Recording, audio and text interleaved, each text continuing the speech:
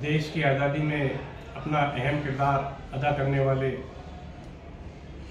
खान अब्दुल गफ्फार खान श्रीमान गांधी की 33वीं पुण्यतिथि के अवसर पर Sir Syed Ahmad welfare society द्वारा आज का ये प्रोग्राम आयोजित किया गया, जिसमें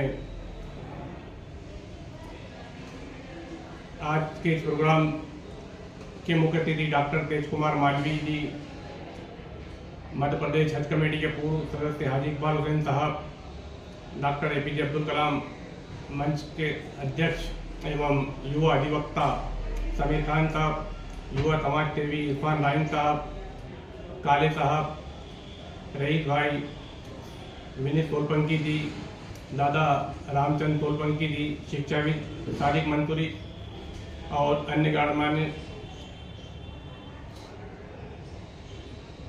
शख्सियतों ने खान अब्दुल गफ्फार खान के जीवन पर प्रकाश डाला। खान अब्दुल गफ्फार खान का पूरा जीवन देश की आज़ादी और मानवता और सांप्रदायिक सौहार्द में रहा। अंग्रेज आपसे भयभीत थे।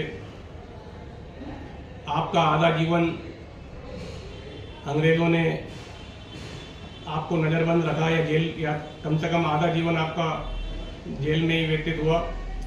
आपने महात्मा गांधी, जवाहरलाल नेहरू, सरदार वल्लभ भाई पटेल, डॉक्टर राजेंद्र प्रसाद, नेताजी सुभाष चंद्र बोस के साथ मिलकर देश की आज़ादी की लड़ाई लड़ी और देश को आज़ाद कराने में आपका योगदान रहा। आपके योगदान को ये देश और ये दुनिया कभी भुला नहीं पाएगी।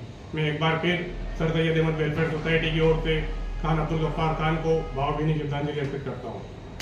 कार्यक्रम होते हैं उससे एक अलग ही अपनी प्रभावशीलता है कि जितने स्वतंत्रता संग्राम के सेनानी हैं उनको याद करना, जिन्होंने समाज सुधार के काम किए हैं उनको याद करना,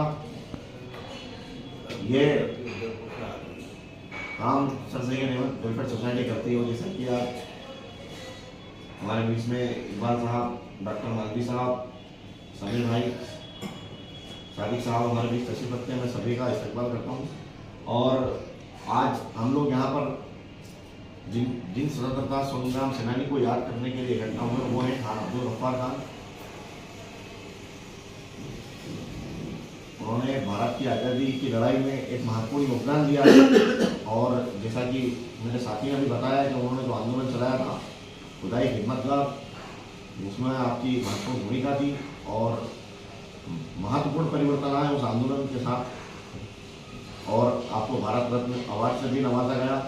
मैं भी खान अब्दुल गफ्फार खान साहब को खिराज पेश करता हूँ और अपनी बात करेंगे।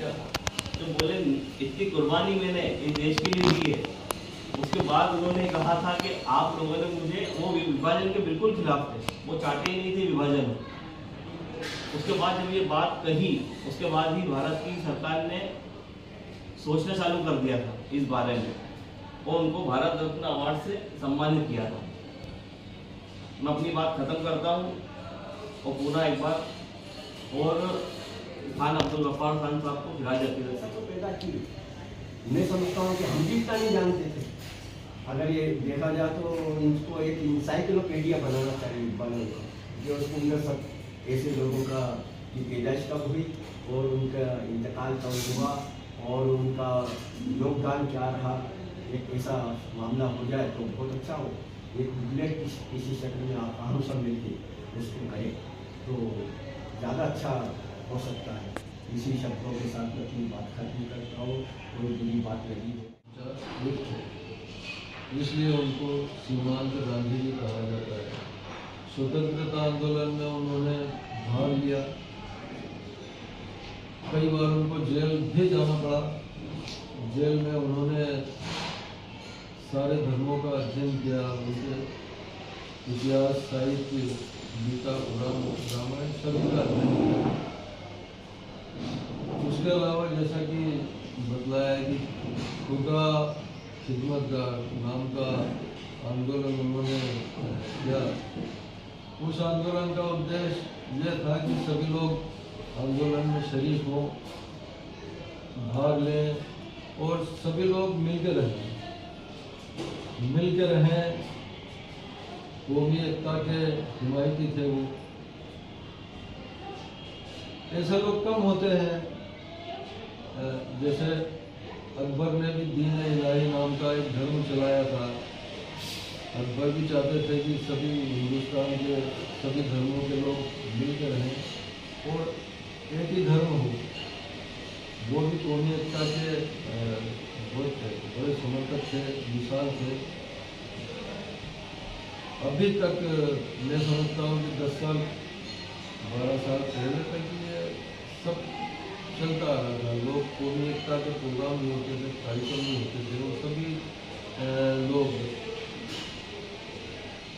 हमारे संविधान में भी धर्मनिरपेक्ष जो शब्द है वो भी इसीलिए है कि सब लोग मिलकर रहें, सारे धर्म एक हो, भाईचारा रहे।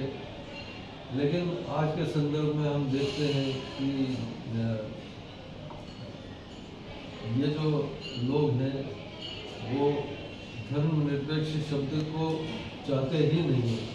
अभी हम देखते हैं कि संविधान जो नया लिखा गया है, नया संविधान भी बना दिया उन लोगों ने, जिसमें धर्मनिरपेक्ष शब्द को ही हटा दिया है। वो चाहते नहीं है। जैसा कि वकील साहब से मेरी चर्चा हुई, वो हमारा साहित्य उसको बिल्कुल खत्म करना चाहते हैं। हमारे पूर्वजों ने क्या किया है, किन लोगों ने, हमारे महापुरुषों ने लड़ाइयाँ लड़ी, वो उनका इतिहास बिल्कुल मिटाना चाहते हैं। वो नया जो इतिहास है वो क्या करना चाहते हैं, वो इतिहास, नया इतिहास थोपना चाहते हैं। तो ये चीज़ें हैं। हम श्रीमान गांधी जैसे और ये महापुरुष ऐसे लोग कम होते हैं और आज हम उनकी पुण्यतिथि मनाकर उनको याद कर रहे हैं। मेरी ओर से भावभीनी श्रद्धांजलि श्रीमान गांधी जी को, और मैं बधाई देता हूँ, शुभकामनाएं देता हूँ हमारे इकबाल भाई को और उनकी सोसाइटी को, जो प्रोग्राम आए दिन प्रोग्राम करते रहते हैं और सभी को याद करते रहते हैं। स्वतंत्रता संग्राम सेनानी हो या हमारे महापुरुष हो या हमारे वैज्ञानिक हो, किसी भी क्षेत्र के ऐसे लोग जिन्होंने देश के लिए कुछ सेवा दी है, बलिदान दिया, त्याग दिया, उनको याद करते हैं। ये बहुत बड़ी बात है, क्योंकि आज के समय में ऐसे लोगों को याद करना ही बहुत बड़ी बात होती है। तो अंत में मैं श्रीमान गांधी को भावभीनी श्रद्धांजलि दी।